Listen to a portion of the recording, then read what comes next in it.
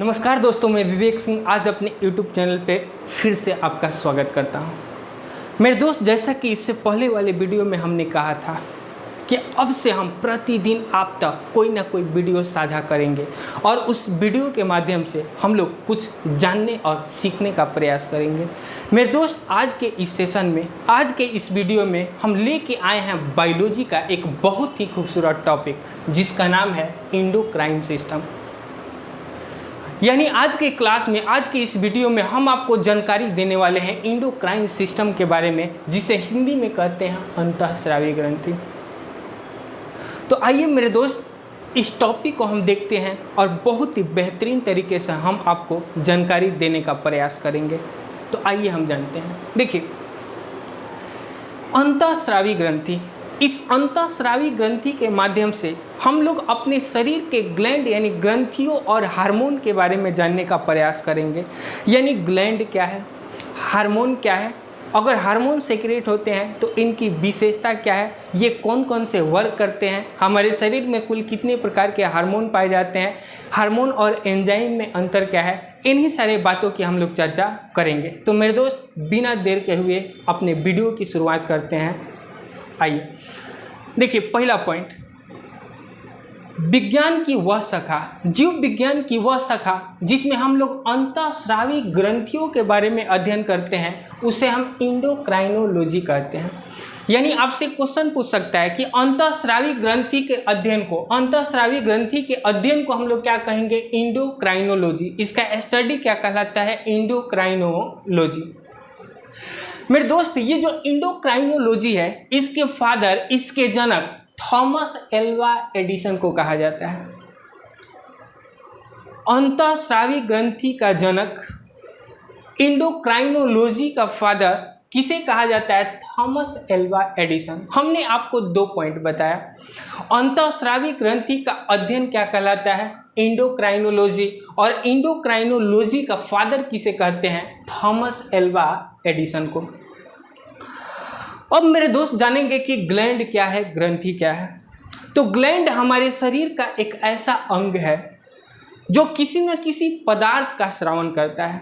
Gland हमारे शरीर का एक अंग है जो किसी न किसी पदार्थ का श्रावण करता है। अब मेरे दोस्त, आप कहेंगे कि हम कैसे मान लें कि ग्लैंड हमारे शरीर का एक अंग है। मेरे दोस्त, आपने पढ़ा है, आपको पता है कि लीवर हमारे शरीर की सबसे बड़ी ग्रंथि है, और आप ये भी पढ़े होंगे कि लीवर हमारे शरीर का एक भारी अंग माना जाता है।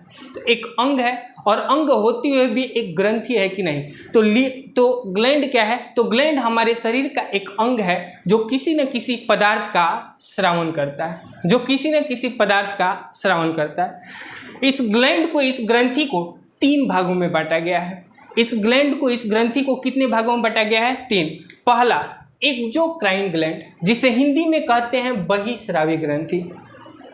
दूसरा, एंडोक्राइन ग्लैंड, जिसे हिंदी में कहते हैं अंतःस्रावी ग्रंथि। और जो तीसरा ग्लैंड है उसे मिक्स ग्लैंड कहते हैं, और इसे हिंदी में कहते हैं मिश्रित ग्रंथि। तो मेरे दोस्त, इस ग्लैंड को कितने भागों में बांटा गया है, 3। एक्सोक्राइन ग्लैंड, एंडोक्राइन ग्लैंड और मिक्स ग्लैंड। एक्सोक्राइन, एंडोक्राइन और मिक्स ग्लैंड। तो मेरे दोस्त, इसको बांटने का, इस ग्लैंड को 3 भागों में बांटने का मुख्य आधार क्या था, इसका बेस क्या है। तो मेरे दोस्त, ये जो एंडोक्राइन ग्लैंड है, एंडोक्राइन ग्लैंड से हमेशा एंजाइम का सेक्रेशन होता है। बोलिए, अगर आपसे पूछे किस ग्लैंड से एंजाइम का सेक्रेशन होता है, एक्सोक्राइन ग्लैंड। किस ग्लैंड से, एक्सोक्राइन। जबकि एंडोक्राइन ग्लैंड से हमेशा हार्मोन का श्रावण होता है। एंडोक्राइन ग्लैंड से किसका श्रावण, हार्मोन का। जबकि एक मिक्स ग्लैंड है, इससे हार्मोन और एंजाइम दोनों का सेक्रेशन होता है। उम्मीद करते हैं यहाँ तक आप बिल्कुल समझ चुके होंगे। पूरे ग्लैंड को कितने भागों में, 3 भागों में, एक्सोक्राइन, एंडोक्राइन और मिक्स। एक्सोक्राइन से किसका सेक्रेशन, एंजाइम का। एंडोक्राइन से हार्मोन का, और मिक्स ग्लैंड से एंजाइम और हार्मोन दोनों का। अब हम देखते हैं कि सबसे बड़ा एक्सोक्राइन ग्लैंड क्या है। आपके एग्जाम में क्वेश्चन पूछ सकता है कि सबसे बड़ा एक्सोक्राइन ग्लैंड क्या है। तो मेरे दोस्त, लीवर। सबसे बड़ा एक्सोक्राइन ग्लैंड क्या है, लीवर। जबकि क्वेश्चन पूछ सकता है कि सबसे बड़ा इंडोक्राइन ग्लैंड थायराइड ग्लैंड। बोलिए, सबसे बड़ा एक्सोक्राइन ग्लैंड लीवर, सबसे बड़ा इंडोक्राइन ग्लैंड थायराइड ग्लैंड, और सबसे बड़ा मिक्स ग्लैंड यानी मिश्रित ग्रंथि कौन है? पेनक्रियाज, जिसे मेरे दोस्त अग्न्याशय कहा जाता है। तो सबसे बड़ा एक्सोक्राइन लीवर, सबसे बड़ा इंडोक्राइन थायराइड, और सबसे बड़ा मिश्रित ग्रंथि क्या है? Pancreas liver. इस लीवर को हिंदी में यकृत भी कहा जाता है। मेरे दोस्त, इस लीवर को हिंदी में क्या कहा जाता है? यकृत। इसके बहुत सारे नाम हैं, इसके बहुत सारे नाम हैं मेरे दोस्त। इसके नाम को लेके लोगों को कन्फ्यूजन रहता है। कन्फ्यूजन क्या रहता है? तो मेरे दोस्त, इसी लीवर को हम लोग यकृत भी कहते हैं, इसी लीवर को यकृत भी कहते हैं, इसी लीवर को हम लोग जिगर भी कहते हैं, और इसी लीवर को हम लोग कलेजा भी कहते हैं, और आम भाषा में मेरे दोस्त इसी को करेजा कहा जाता है। आम भाषा में क्या कहा जाता है? करेजा। लेकिन मेरे दोस्त, बहुत समय पहले हमें भी कन्फ्यूजन हो चुकी थी। कन्फ्यूजन हुआ कब? क्योंकि हम बहुत समय पहले से जानते थे, लोग हमसे पूछते थे कि दिल कैसा होता है। जब हम लोग बचपन में थे तो लोग पूछा करते थे दिल कैसा होता है, तो मेरे दोस्त हम एक ऐसा फिगर बनाते थे और बोलते थे दिल ऐसे ही होता है। लेकिन कुछ दिन बाद एक व्यक्ति बोला कि दिल ऐसा नहीं होता है, इस दिल में एक तीर का भी निशान होता है। हमको यहाँ तक नॉलेज था, लेकिन मेरे दोस्त कुछ दिन पहले हम कंफ्यूज हो गए। इस कंफ्यूजन का कारण क्या था? दिल का फिगर बनाया तो ऐसा, तीर का निशान मारा ऐसा, और बोलता है कि तीर करेजवा के पार हो गई। तो मेरे दोस्त, यहाँ पे हो जाता है कंफ्यूजन। इसको कलेजा कहेंगे या इसे दिल कहेंगे या हार्ट कहेंगे, लेकिन आपको पता होना चाहिए लीवर को हम यकृत कहते हैं, जिगर कहते हैं, कलेजा कहते हैं। तो इन सारे नामों में कंफ्यूज नहीं होना है। तो आइए अब हम लोग अपने टॉपिक पे चलते हैं। बोलिए, सबसे बड़ा एक्सोक्राइन ग्लैंड लीवर, सबसे बड़ा इंडोक्राइन ग्लैंड थायराइड ग्लैंड, और सबसे बड़ी मिश्रित ग्रंथि पेनक्रियाज यानी अग्न्याशय। उम्मीद करते हैं मेरे दोस्त इतना चीज़ आपको समझ में आ गया होगा। अब हम जानेंगे कि एंजाइम और हार्मोन में अंतर क्या है। What is difference between enzyme and hormone? तो मेरे दोस्त, एंजाइम केवल व केवल पाचन की क्रिया में भाग लेता है। एंजाइम ग्रंथियों द्वारा स्रावित होने वाला एक ऐसा पदार्थ है जो केवल व केवल पाचन की क्रिया में भाग लेता है, जबकि हार्मोन ग्रंथियों द्वारा स्रावित होने वाला एक ऐसा पदार्थ है जो पाचन में तो भाग नहीं लेता है, बल्कि व्यक्ति के शरीर की लंबाई, प्रजनन या बहुत सारे जैविक क्रियाओं में भाग लेता है। कौन? हार्मोन। अब हम जानते हैं कि हार्मोन की विशेषता क्या है, ये हार्मोन करता क्या है। तो मेरे दोस्त, आइए हम जानते हैं हार्मोन की विशेषता। पहला विशेषता तो ये हो गया, व्यक्ति के शरीर की लंबाई को बढ़ाता है, ये प्रजनन की क्रिया में भाग लेता है, और बाकी हमारे शरीर के न जाने कितनी क्रियाओं को रेगुलेट करता है। कौन? हार्मोन। ये जो हार्मोन है, हार्मोन का निर्माण 3 चीज़ों से हुआ है, प्रोटीन, एमिनो एसिड और स्टेरॉइड। बोलिए, हार्मोन किससे किससे मिलके बना होता है? प्रोटीन, एमिनो एसिड और स्टेरॉइड। प्रोटीन, एमिनो एसिड और स्टेरॉइड। ये जो हार्मोन है ये रुधिर और जल में घुलनशील होता है। ये जो हार्मोन है ये हमारे ब्लड और जल में घुलनशील होता है। इसमें बहुत ही आसानी से क्या हो सकता है? घुल सकता है। और ये जो हार्मोन है ये अपनी क्रिया के पश्चात जब ये सिक्रेट होता है, जिस कार्य के लिए सिक्रेट होता है, यह अपनी क्रिया के पश्चात नष्ट हो जाता है। और ये जो हार्मोन है, इस हार्मोन का आनुवांशिकी से कोई संबंध नहीं है, यानी हार्मोन की अधिकता या कमी के कारण किसी भी व्यक्ति को कोई भी आनुवांशिक रोग नहीं हो सकता है। तो मेरे दोस्त, उम्मीद करते हैं कि इतना चीज़ आपको भली भांति समझ में आई होगी। अब हम बात करेंगे एक एक ग्लैंड के बारे में, एक एक ग्रंथियों के बारे में।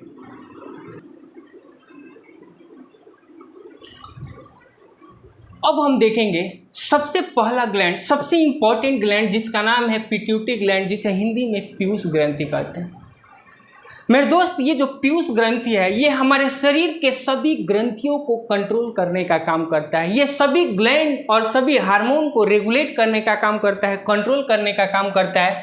इसलिए इस ग्लैंड को हम लोग मास्टर ग्लैंड भी कहते हैं। कौन सा ग्लैंड? Master gland. यानी आपसे एग्जाम में पूछ सकता है कि मास्टर ग्लैंड यानी मास्टर ग्रंथि किसे कहते हैं? पिट्यूटरी ग्लैंड यानी पीयूष ग्रंथि को। लेकिन मेरे दोस्त, क्वेश्चन ये भी पूछा जा सकता है कि अगर ये सबका मास्टर है तो इसका भी तो कोई मास्टर हो सकता है, इस पीयूष ग्रंथि को भी तो कोई कंट्रोल कर सकता है। तो मेरे दोस्त, इस पीयूष ग्रंथि को कंट्रोल करने के लिए एक ग्लैंड है जिसे हम लोग हाइपोथैलेमस कहते हैं। जिसे हम लोग क्या कहते हैं?